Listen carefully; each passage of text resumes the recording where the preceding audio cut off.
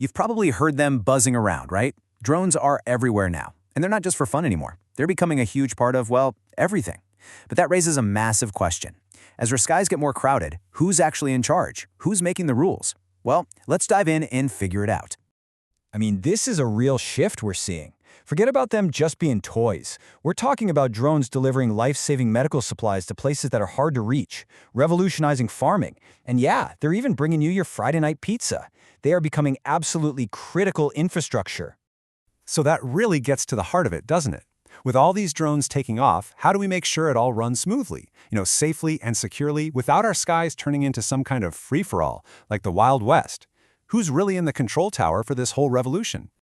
All right, here's how we're going to break it down. First, we'll look at why we even need rules. Then, we'll get into the basic rules of flying.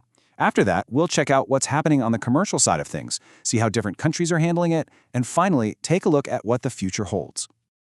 Okay, first up, drones are everywhere. And really, it's a story of promise and peril. For every amazing thing a drone can do, there's a flip side, a risk that someone has to figure out how to manage. That's the real balancing act that all these rules are about. And these risks, they are so real. I mean, do you remember that Gatwick airport incident back in 2018? A couple of drone sightings, just sightings, shut down a massive international airport. It was chaos for days. And that one event right there is the perfect example of why we can't just let this technology run wild. We have to balance all that incredible potential with some serious safety and security. So what do these rules actually look like in practice? Let's get into the basics, the stuff every single pilot needs to know. We'll look at the fundamental rules that you'll find pretty much everywhere, especially in places like the US, the EU, and the UK. If you've got a drone, this is where you start. So right away, you see a magic number pop up, 250 grams. That's a little over half a pound. Pretty much everywhere, if your drone weighs more than that, you got to register it. But check out the EU. This is interesting. They have a special rule. Even if your drone is tiny, if it has a camera, you have to register it. That shows a real focus on privacy. Now, the details on age and cost, they vary a bit, but the big idea is the same everywhere. Accountability. Okay, this next number is absolutely crucial. 400 feet. That's about 120 meters. This is the ceiling, the maximum height you can fly most drones. And there's a really simple reason for it. Manned aircraft, planes, helicopters, they usually fly at 500 feet or higher. So that 400-foot rule, it creates this perfect little buffer zone. It keeps the drones down here and the planes up there. It's a simple but super effective safety rule. And then, of course, there are the places you just can't fly. Most of it is common sense, right? Stay away from airports, don't fly over huge crowds at stadiums, and definitely avoid military bases. But the biggest rule of all, the one they drill into every new pilot, is what's called visual line of sight. It means exactly what it sounds like. If you can't see your drone with your own eyes, you're flying illegally. It is the absolute golden rule of drone safety. But here's the thing. That golden rule, keep it in your line of sight, is also the biggest thing holding back the commercial side of drones. I mean, think about it. You can't deliver a package across town if you have to stare at the drone the whole time. So, to unlock that potential, we have to go beyond the basics. We have to fly beyond the horizon. And that brings us to a super important acronym, BVLS. It stands for Beyond Visual Line of Sight. Honestly, this is the holy grail for commercial drones. Getting BVLS approval is what makes things like automated package delivery or surveying a massive pipeline possible. It's the key that unlocks the whole thing. If you unlock BVLS, you unlock the future. So, how do you actually do it? Well, if we look at the FAA's process, you can see it's a huge step up. They're not just looking at the drone anymore. They want to see the whole system. You need authorization for where you're flying. You need technology that can see and avoid other planes. The drone itself has to be certified as airworthy, and you need top-notch security to prevent hacking.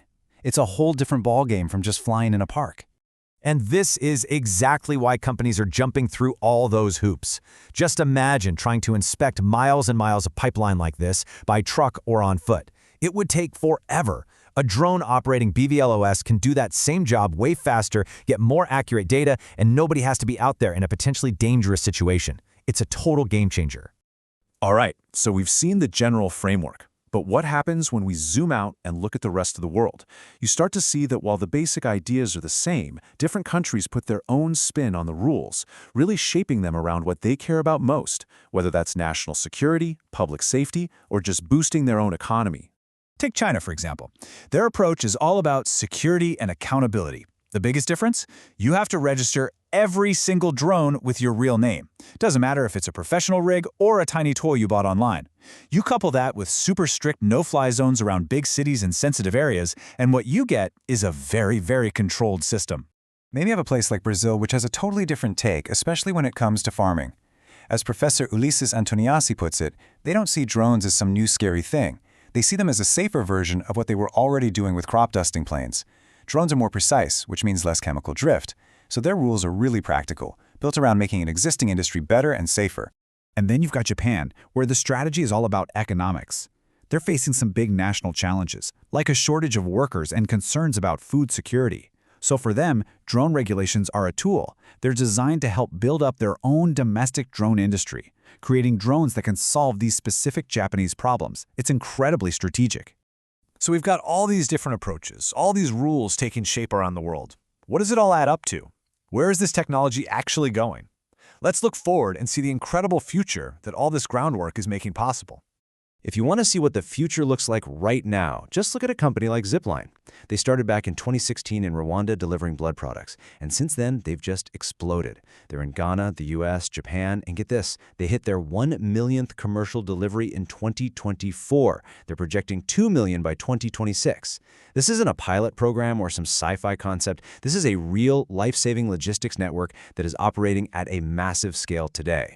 And what's cool is that the tech is evolving right along with the mission. That one on the left, that's one of their earlier models. It's a fixed wing, kind of like a little airplane, which is perfect for flying long distances over rural areas. But the one on the right is their newer drone. It's designed for cities.